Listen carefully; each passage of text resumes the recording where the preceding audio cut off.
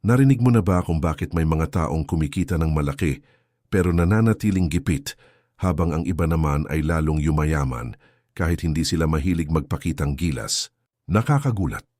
Pero maraming bagay na gustong-gusto bilhin ng karaniwang tao ang sadyang iniiwasan ng mga tunay na mayayaman. Hindi dahil wala silang pambili, kundi dahil alam nila ang epekto ng bawat pisong lumalabas sa kanilang bulsa.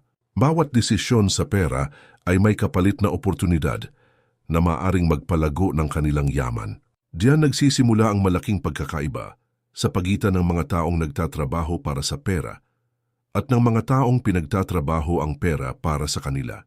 Maraming Pilipino ang naniniwalang mas magiging matagumpay sila kapag mas marami silang mamahaling gamit. Marami rin ang naghahabol ng mga bagay na nakikita nila sa social media dahil akala nila iyon ang simbolo ng pag-asenso. Ngunit kakaiba ang pag-iisip ng mga taong matagal nang nakapag-ipon ng tunay na yaman. Mas binibigyan nila ng halaga ang paglago ng kanilang pera kaysa pansamantalang kasiyahan. Kadalasan ang mga bagay na pinakagustong ipakita ng iba ay siya namang pinakaayaw pag-aksayahan ng mga mayayaman. Kapag pinag-aralan ang ugali ng mga matagumpay na negosyante at investor, mapapansin ang isang mahalagang pattern. Hindi sila basta bumibili dahil uso, hindi sila basta gumagastos dahil kaya nila. Bawat gastusin ay dumadaan sa pagsusuri kung makakatulong ba iyon sa kanilang pangmatagalang layunin. Dahil dito mas mabilis lumalaki ang kanilang puhunan habang maraming tao ang paulit-ulit na nagsisimula mula sa wala. Mas nakakaintriga pa dahil ang ilan sa mga bagay na iiwasan natin ngayon ay posibleng bahagi ng pang-araw-araw na gastusin ng karamihan. Mga bagay na karaniwang itinuturing na normal ay maaring dahilan kung bakit nahihirapan ang maraming tao na makaipon. Mga simpleng desisyon na tila walang epekto sa ngayon ay pwedeng magkaroon ng malaking epekto pagdating ng ilang taon. Bawat maling paggastos ay parang maliit na butas na unti-unting nagpapalabas ng laman ng isang malaking tangke. Kapag pinagsama-sama ang mga iyon, napakalaking halaga ng pera ang nawawala ng hindi namamalayan. Kaya kung gusto mong maunawaan kung paano mag-isip ang mga taong mahusay humawak ng pera, mabuting pagtuunan ng pansin ang kanilang mga iniiwasang bilhin. Hindi lahat ng kayang bilhin ay karapat-dapat bilhin. Hindi lahat ng nagbibigay ng saya ngayon ay nagbibigay rin ng seguridad sa kinabukasan. Malaking aral ang makukuha mula sa mga bagay na sadyang tinatalikuran ng mga taong matagumpay sa negosyo, pamumuhunan at pagbuo ng yaman. Pagkatapos mong malaman ang 8 bagay na ito, maaring mabago ang paraan ng pagtingin mo sa pera habang buhay. Una, mga mamahaling gamit para magpasikat. Kapansin-pansin na maraming individual ang handang gumastos ng napakalaki para lamang makakuha ng paghanga mula sa ibang tao. Kadalasan ay nakatuon ang kanilang pansin sa mga produktong may sikat na tatak kahit halos pareho lamang naman ang silbi nito sa mas murang alternatibo. Dahil sa pagnanais na mapansin, nagiging pangalawa na lamang ang tunay na kahalagahan ng salapi. Unti-unting lumalaki ang inilalabas na halaga para sa mga bagay na mabilis ding nawawala ang kinang. Samantala, ibang pananaw ang sinusunod ng mga taong mahusay sa paghawak ng kanilang kayamanan. Sa mundo ng negosyo, mas mahalaga ang resulta kaysa sa impresyong naiiwan sa mga nakakakita. Maraming matagumpay na negosyante ang pinipiling manatiling simple. Kahit kaya nilang bumili ng halos anumang nais nila, nauunawaan nila na walang dagdag na kita ang sobrang pagpapakita ng estado sa buhay. Mas interesado silang palakihin ang kanilang kapital kaysa gamitin iyon para sa panandaliang pagtingin ng iba. Dahil dito, mas maraming oportunidad ang kanilang nahahawakan habang ang iba ay abala sa pagpapakitang yaman.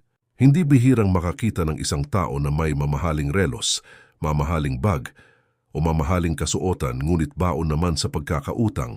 Nangyayari ito kapag inuuna ang imahe kaysa katatagan ng pananalapi. Habang tumataas ang gastusin para sa pagpapapansin, nababawasan naman ang kakayahang magtayo ng mas matibay na pundasyon para sa kinabukasan. Nagiging siklo tuloy ang walang tigil na paggastos para mapanatili ang isang imahe na hindi naman talaga kailangan. Ganitong pag-uugali ang madalas iniiwasan ng mga tunay na mayayaman. Sa kabilang banda, Malaking bahagi ng kanilang pag-iisip ang nakatuon sa halaga kaysa sa itsura. Bago sila maglabas ng pera, sinusuri muna nila kung may maibabalik bang benepisyo ang bibilhin.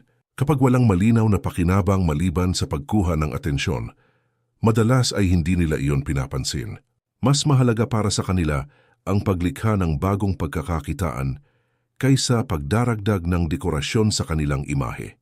Dahil sa ganitong disiplina, patuloy na lumalawak ang kanilang kakayahang lumikha ng mas maraming yaman. Maraming Pilipino ang nahuhulog sa paniniwalang kailangan munang magmukhang mayaman bago maging matagumpay. Subalit kabaligtaran ang madalas na nangyayari sa totoong buhay. Karamihan sa mga taong nakapag-ipon ng malaking kayamanan ay hindi nakikipagpaligsahan sa pagpapakita ng kanilang mga ari-arian. Pangalawa, mga bagay na mabilis mawalan ng halaga. Maraming mamimili ang agad na aakit sa mga bagong labas na kagamitan dahil sa matinding ingay ng mga patalastas at uso sa paligid.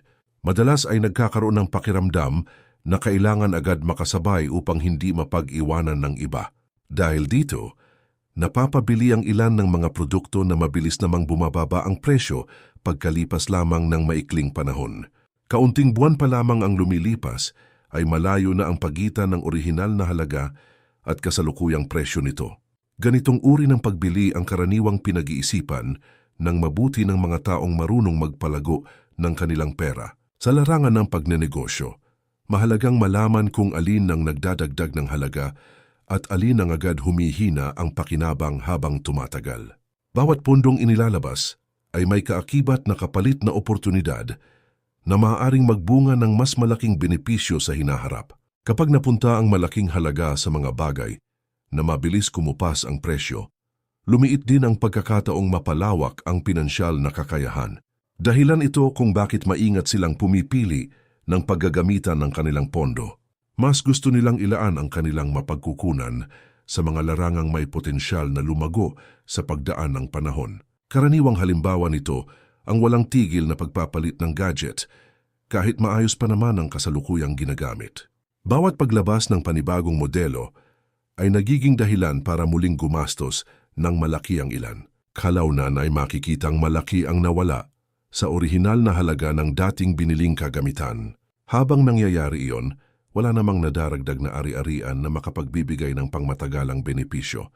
Dahil dito, mas pinipili ng mga may disiplina sa pananalapi ang paggamit ng isang bagay hanggat kapaki-pakinabang pa ito. Bukod dito, nauunawaan nilang hindi kailangang habulin ang bawat bagong uso upang makamit ang tagumpay. Mas mahalaga para sa kanila ang pagiging praktikal kaysa pagiging unang nagmamay-ari ng pinakabagong bersyon ng isang produkto. Hindi nasusukat ang antas ng tagumpay sa dami ng bagong gamit na hawak ng isang tao. Mas nakikita nila ang kahalagahan ng matalinong paglalaan ng salapi sa mas makabuluhang direksyon. Bunga nito, mas nagiging matatag ang kanilang pinansyal na kalagayan habang lumilipas ang mga taon. Kapag sinuri ang mga desisyong ginagawa ng maraming matagumpay na tao, mapapansin na hindi sila madaling nadadala ng bugso ng kagustuhan. Pinag-aralan muna nila ang magiging epekto ng isang pagbili bago maglabas ng malaking halaga. Pangatlo, mga bagay na binibili dahil sa inggit. Hindi maikakaila na maraming desisyon sa paggastos ang nagmumula sa paghahambing ng sarili sa ibang tao. Kapag may kakilala na nakabili ng bago at mamahaling ari-arian, agad ding nagkakaroon ng pagnanais ang ilan na magkaroon ng kaparehong bagay. Unti-unting nabubuo ang pakiramdam na kailangan nilang pantayan ang nakikita nila upang maramdaman ang tagumpay. Dahil dito, nawawala ang pokus sa sariling layunin at napapalitan ng walang katapusang pakikipagsabayan. Ganitong pag-uugali ang madalas iwasan ng mga taong matatag ang pagtingin sa kanilang pananalapi. Sa halip na tumingin sa pag-unlad ng iba bilang dahilan ng pagkabahala, ginagamit nila iyon bilang inspirasyon upang paghusayin ang kanilang sariling direksyon. Nauunawaan nilang magkakaiba ang sitwasyon, kakayahan at pinagdadaanan ng bawat tao. Walang saysay ang paggastos para lamang makasabay sa buhay na hindi naman talaga para sa kanila. Mas pinipili nilang manatiling nakatuon sa kanilang sariling plano kaysa malihis dahil sa emosyon. Dahil sa ganitong pag-iisip, mas nagiging malinaw ang kanilang mga pinansyal na desisyon. Karaniwan kasing nagsisimula ang problema kapag ang isang pagbili ay nakabatay sa damdamin kaysa lohika. Nabubulag ang ilan sa kagustuhang maungusan ang ibang tao kahit hindi naman kinakailangan. Kalaunan ay napapansin nilang lumalaki ang kanilang mga obligasyon habang hindi naman nadaragdagan ang kanilang kakayahang kumita. Nagiging mabigat ang pasanin dahil ang pinagmulan ng desisyon ay kompetisyong walang tunay na gantimpala. Maraming pagkakataon na nauuwi lamang ito sa pagsisisi matapos mawala ang pansamantalang kasiyahan. Samantalang ang mga tunay na matagumpay sa larangan ng pera ay bihirang gumawa ng hakbang batay sa selos o pakikipagpaligsahan. Bago sila maglabas ng malaking halaga, tinatanong muna nila kung naaayon ba yon sa kanilang mga pangmatagalang layunin. Kapag walang malinaw na dahilan maliban sa paghabol sa ginagawa ng iba, madalas ay ipinagpapaliban nila ang pagbili. Mas mahalaga para sa kanila ang direksyon kaysa kompetisyon. Dahil dito, nagagamit nila ng mas mahusay ang kanilang mga mapagkukunan. Sa realidad ng buhay, laging may taong mas maraming ari-arian, mas malaking bahay o mas mamahaling kagamitan. Walang katapusan ang paghahambing kung doon ibabatay ang kaligayahan at tagumpay. Nauunawaan ng mga mayayaman na hindi kailangang patunayan ang kanilang halaga sa pamamagitan ng paggastos. Mas mahalaga ang kapayapaan ng isip na dulot ng matatag na kalagayang pinansyal kaysa kasiyahang bunga ng pakikipagsabayan. Pang-apat, mga luho na hindi naman nagagamit. Napakaraming tao ang bumibili ng mga bagay na akala nila ay madalas nilang magagamit, ngunit nauuwi lamang sa pagtatambak sa isang sulok ng bahay. Dahil sa bugso ng pananabik, nagmumukhang mahalaga ang isang produkto kahit wala namang malinaw na pangangailangan para rito. Pagkaraan ng ilang linggo, unti-unti nang nawawala ang interes hanggang tuluyan na itong makalimutan. Nananatili ang ginastos, ngunit nawawala ang pakinabang na inaasahan noong una. Dahilan ito kung bakit maingat ang mga mayayaman pagdating sa mga pagbiling dala lamang ng matinding pananabik. Bago sila kumuha ng anumang kagamitan, sinisigurado muna nilang magkakaroon yon ng malinaw na gamit sa kanilang pang-araw-araw na gawain. Hindi sapat para sa kanila na maganda lamang tingnan o nakakatuwang pag-usapan. Mahalaga na may tunay na silbi at may konkretong ambag sa kanilang buhay o hanapbuhay. Kapag walang sapat na dahilan upang gamitin ng regular ang isang bagay, madalas ay hindi nila ito kinukuha. Nagbibigay ang ganitong ugali ng mas maayos na kontrol sa kanilang mga gastusin. Karaniwang makikita ang problemang ito sa mga kagamitang binili dahil lamang sa matinding excitement. Habang sariwa pa ang interes, nagmumukhang napakahalaga ng pagmamay-ari nito. Ngunit habang lumilipas ang panahon, napapalitan ang sigla ng kawalan ng pakialam. Nagiging dekorasyon na lamang ang dating gustong-gustong bilhin. Kapag pinagsama-sama ang halaga ng mga bagay na bihirang magamit, napakalaki ng perang nasasayang nang hindi napapansin. Bukod pa rito, nauunawaan ng mga matagumpay sa pananalapi na ang bawat perang inilalabas ay dapat may malinaw na layunin. Ayaw nilang maglaan ng malaking halaga sa mga bagay na walang sapat na pakinabang. Pagkalipas ng maikling panahon, mas pinahahalagahan nila ang pagiging kapaki-pakinabang kaysa pansamantalang kasabikan. Nakatutulong ang ganitong pananaw upang mapanatiling maayos ang direksyon ng kanilang mga mapagkukunan. Bunga nito, mas marami silang nagagawang hakbang na nakatutulong sa kanilang pag-unlad. Sa maraming pagkakataon, hindi kakulangan sa kita ang dahilan ng mabagal na pag-asenso ng isang tao. Mas madalas na problema ang paulit-ulit na pagkuha ng mga bagay na hindi naman talaga kailangan. Kapag nasanay ang isang tao na suriin muna ang tunay na gamit ng isang bibilhin, mas nagiging matalino ang bawat desisyon. Unti-unting nababawasan ang mga gastusing walang malinaw na pakinabang. Panglima, mga pagbiling para lamang sa pansamantalang kasiyahan. Maraming tao ang gumagastos ng malaki tuwing nakakaramdam ng pagod, pagkabigo o matinding emosyon. Nagiging paraan ng ilan ang pamimili upang pansamantalang gumaan ang kanilang pakiramdam matapos ang isang mahirap na araw. Bagamat nagbibigay ito ng sandaling saya, madalas ay mabilis din itong nawawala pagkalipas ng ilang panahon. Kapag humupa na ang emosyon, saka lamang napapansin na hindi naman pala kinakailangan ng binili. Ganitong klase ng paggastos ang madalas na iniiwasan ng mga taong may mataas na antas ng disiplina sa pananalapi. Sa halip na hayaang kontrolin ng damdamin ang kanilang mga desisyon, mas pinipili nilang maghintay bago maglabas ng pera. Binibigyan nila ng sapat na panahon ang kanilang sarili upang masuri kung mahalaga ba talaga ang nais bilhin. Nakatutulong ang simpleng paghihintay upang mawala ang bugso ng pananabik na kadalasang sanhi ng maling paggastos. Kapag malinaw na ang pag-iisip, mas nagiging matino ang kanilang pagpapasya. Dahil dito, naiiwasan nila ang maraming pagbiling na uuwi lamang sa pagsisisi. Karaniwan ding napapansin na ang kasiyahang dulot ng material na bagay ay hindi nagtatagal. Matapos ang ilang araw o ilang linggo, bumabalik din ang isang tao sa dati niyang pakiramdam.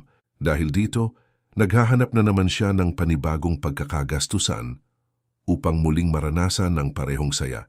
Nagiging paulit-ulit na siklo ang ganitong gawain hanggang hindi namamalayang lumalaki na ang nagagastos.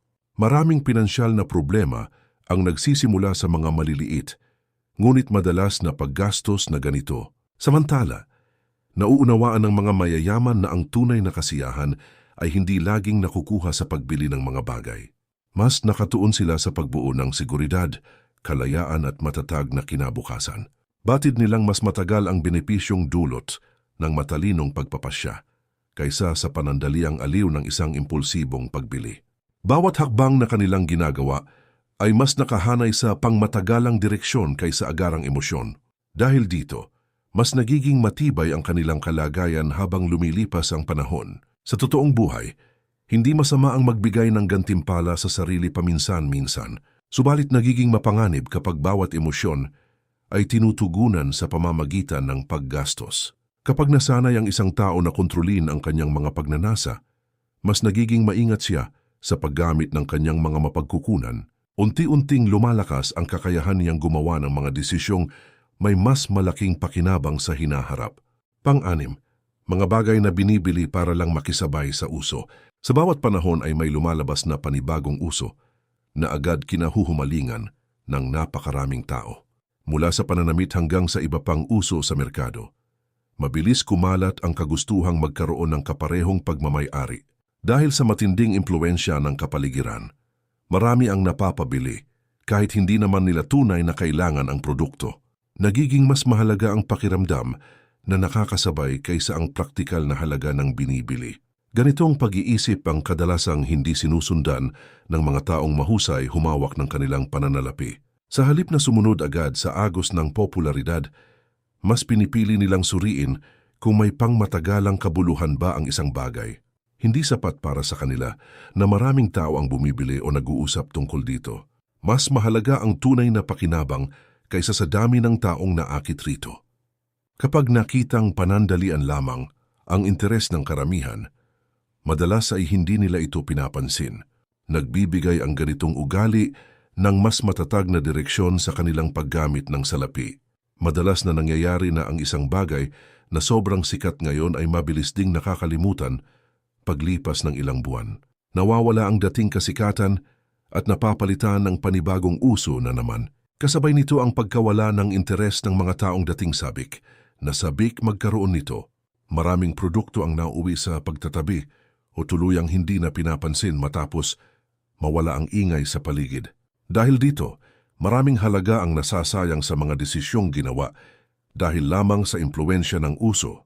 Nauunawaan ng mga mayayaman na hindi kailangang sumabay sa bawat bagay na kinagigiliwan ng karamihan. Komportable silang gumawa ng mga pasyang naiiba sa ginagawa ng ibang tao. Hindi nila hinahayaang diktahan ng kasikatan ang direksyon ng kanilang paggastos. Mas pinapaboran nila ang mga bagay na may pangmatagalang benepisyo kaysa sa mga sandaling uso lamang. Bunga nito, mas nagiging maingat at mas makabuluhan ang bawat perang kanilang inilalabas. Kapag natutunan ng isang tao na hindi basta maimpluwensyahan ng mga nagiging popular, mas nagiging matatag ang kanyang pagdedesisyon. Nababawasan ang mga pagbiling bunga lamang ng pressure mula sa kapaligiran. Mas nagkakaroon siya ng kakayahang ituon ang kanyang pansin sa mga bagay na tunay na mahalaga. Unti-unting lumalakas ang kontrol niya sa sariling pananalapi habang umiiwas sa mga hindi kinakailangang gastusin. Pang-7, mga bagay na hindi nila lubos na nauunawaan. Isa sa mga pinakamahalagang prinsipyo ng mga mayayaman ay ang pag-iwas sa mga desisyong kulang sa sapat na kaalaman. Hindi sila basta naglalabas ng malaking halaga dahil lamang may nagsabing maganda o kikita raw sila rito. Batid nilang napakadaling mawalan ng pera kapag pumasok sa isang bagay na hindi naman ganap na naiintindihan. Dahil dito, mas inuuna nila ang pag-aaral bago ang pagkilos. Ganitong pag-uugali ang tumutulong upang maiwasan ang maraming pagkakamali sa pananalapi. Kapag may bagong oportunidad na dumarating, hindi agad sila nagpapadala sa matatamis na pangako. Masusing sinusuri ang bawat detalye bago gumawa ng anumang hakbang.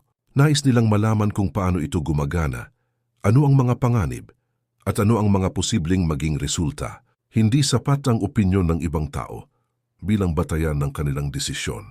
Mas mahalaga para sa kanila ang sariling pag-unawa kaysa sa mga sabi-sabi lamang.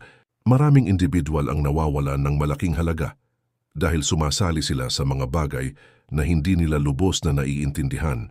Nabibighani sila sa malalaking pangakong kita nang hindi sinusuri ang kabuuang sitwasyon.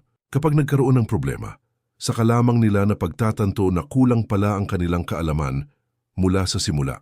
Nagiging masakit ang karanasang ito dahil kalimitan ay mahirap nang mabawi ang nawalang salapi. Dahilan ito kung bakit napakahalaga ng tamang pag-aaral bago gumawa ng anumang pinansyal na hakbang. Sa kabilang panig, ang mga taong nagtatagumpay sa pagbuo ng kayamanan ay may ugaling maging mapanuri. Hindi sila nahihiyang magtanong, magsaliksik, at maglaan ng oras upang mas maintindihan ang isang oportunidad. Naniniwala silang mas mabuting mabagal, ngunit sigurado kaysa mabilis, ngunit puno ng panganib. Bawat impormasyong kanilang natututuhan ay nagsisilbing proteksyon laban sa mga maling desisyon. Dahil dito, mas nagiging matibay ang pundasyon ng kanilang mga pinansyal na hakbang. Sa totoong kalagayan, hindi kailangang alam agad ang lahat bago magsimula. Mas mahalaga ang kagustuhang matuto bago maglabas ng malaking halaga para sa isang bagay. Kapag naging bahagi ng ugali ang masusing pag-aaral, mas bumababa ang posibilidad ng magastos na pagkakamali. Unti-unting lumalawak ang kakayahang gumawa ng matatalinong desisyon sa iba-ibang sitwasyon. Diyan makikita kung bakit mas pinipili ng mga mayayaman ang kaalaman bago ang paggastos. Pangwalo, mga bagay na nagpapakita ng yaman ngunit walang naidudulot na paglago. Maraming tao ang naniniwala na ang tagumpay ay kailangang ipakita sa pamamagitan ng mga nakikitang simbolo ng karangyaan. Dahil sa paniniwalang ito, naglalaan sila ng napakalaking halaga upang mapatunayan sa iba na sila ay umuunlad na sa buhay. Subalit kadalasan ang mga bagay na pinakamalakas magpakita ng karangyaan ay hindi naman nakatutulong upang mapalawak ang kanilang kakayahang lumikha ng mas maraming kita. Nauuwi lamang ang malaking bahagi ng kanilang pinagpaguran sa pagpapanatili ng isang imahe. Ganitong uri ng paggastos ang karaniwang iniiwasan ng mga taong tunay na may malalim na pag-unawa sa pagbuo ng kayamanan. Sa halip na ituon ang kanilang pansin sa panlabas na anyo ng tagumpay, mas pinahahalagahan nila ang mga hakbang na may kakayahang magbigay ng pangmatagalang resulta. Hindi nila kailangang patunayan sa lahat ang kanilang katayuan sa buhay. Sapat na para sa kanila ang kaalamang nasa tamang direksyon ng kanilang mga pinansyal na desisyon. Mas mahalaga ang tahimik na pag-unlad kaysa sa maingay na pagpapakita ng estado. Dahil dito, mas napapanatili nila ang kanilang katatagan habang patuloy na sumusulong. Karaniwan kasing nakakasilaw ang mga bagay na madaling mapansin ng ibang tao. Nagkakaroon ng pakiramdam na mas mataas ang antas ng isang tao kapag napapalibutan siya ng mga simbolo ng karangyaan. Ngunit sa likod ng magagandang larawan at kahangahangang imahe, madalas ay may mga gastusing hindi nakadaragdag ng tunay na halaga. Habang lumalaki ang atensyong nakukuha, maaari namang lumiit ang kakayahang magtayo ng mas matibay na kinabukasan. Dahil dito, mas pinipili ng mga mayayaman ang mga desisyong may malinaw na layunin kaysa sa mga desisyong naghahanap lamang ng papuri. Batid nila na ang pera ay isang kasangkapan na dapat ginagamit ng may direksyon at malinaw na dahilan. Bawat halagang inilalabas ay sinusukat ayon sa magiging epekto nito sa kanilang pangmatagalang layunin. Kapag nakitang ang isang bagay ay nagdadala lamang ng pansin ngunit walang naiaambag na makabuluhang benepisyo, madalas ay hindi nila ito inuuna. Mas nakatuon sila sa paglikha ng mas matatag na pundasyon kaysa sa paghabol ng pagkilala mula sa ibang tao. Bunga nito, mas nagiging matibay ang kanilang kakayahang mapanatili ang kanilang yaman sa mahabang panahon. Kapag pinagsama-sama ang lahat ng mga aral na tinalakay, lumilitaw ang isang mahalagang katotohanan tungkol sa pagyaman. Hindi lamang nakasalalay ang tagumpay sa laki ng kinikita, kundi pati na rin sa kalidad ng mga desisyong ginagawa araw-araw. Ang mga taong mahusay humawak ng pera ay marunong umiwas sa mga gastusing walang sapat na pakinabang at malinaw na direksyon. Sa bawat pagkakataong pinipili nila ang pagiging praktikal kaysa pagpapakitang gilas, lalo nilang pinapalakas ang kanilang posisyon sa hinaharap. Kadalasan, hindi kakulangan sa oportunidad ang tunay na hadlang sa pag-asenso, kundi ang mga maling desisyong paulit-ulit na ginagawa araw-araw. Bawat halagang inilalabas mula sa iyong bulsa ay may kakayahang maglapit o magpalayo sa iyo mula sa kalayaang pinansyal na matagal mo nang ninanais. Dahil dito, napakahalagang matutunang kilalanin ang mga bagay na dapat iwasan bago pa man maghanap ng mga bagay na dapat bilhin. Napatunayan ng maraming matagumpay na tao na ang pagyaman ay hindi lamang tungkol sa pagdaragdag ng kinikita. Malaking bahagi rin nito ang kakayahang pigilan ng sarili sa mga gastusing walang malinaw na naidudulot na benepisyo. Habang ang karamihan ay nakatuon sa pagpapakita ng tagumpay, ang mga tunay na nakakaangat ay nakatuon sa pagbuo ng matibay na pundasyon para sa kanilang kinabukasan. Doon nagkakaroon ng malaking pagkakaiba ang taong naghahabol ng anyo ng kayamanan at ang taong lumilikha ng tunay na yaman. Bawat matalinong pasya ay parang isang hakbang na papalapit sa mas ligtas at mas komportabling bukas. Kung may natutuhan ka mula sa mga aral na tinalakay, magandang pagkakataon ngayon upang suriin ang sarili mong mga nakasanayan pagdating sa pera. Maaring may ilang gastusin na matagal mo nang ginagawa na hindi mo napapansing humihila pababa sa iyong pag-unlad. Posibleng mayroon ding mga desisyong kapag nabago mo ngayon ay magbibigay ng malaking epekto pagdating ng panahon. Hindi kinakailangang maging milyonaryo agad upang magsimulang mag-isip tulad ng mga taong matagumpay sa pananalapi. Sapat nang magsimula sa mas maingat, mas disiplinado, at mas makabuluhang paraan ng paghawak ng bawat pisong iyong pinaghihirapan. Kung alin sa 8 bagay na ito ang pinaka nakapagbukas ng iyong pananaw, iyon marahil ang bahaging kailangan mong pagtuunan ng higit na pansin simula ngayon. Maraming malalaking tagumpay ang nagsisimula sa maliliit, ngunit tamang desisyon na ginagawa araw-araw. Ang tunay na pagbabago ay hindi nangyayari sa isang iglap, kundi nabubuo sa bawat matalinong pagpiling ginagawa sa paglipas ng panahon. Habang mas lumalalim ang iyong pag-unawa sa pera, mas lumalawak din ang pagkakataon mong makamit ang uri ng buhay na matagal mo nang pinapangarap. Nasa bawat desisyong ginagawa mo ngayon ang direksyong tatahakin ng iyong kinabukasan.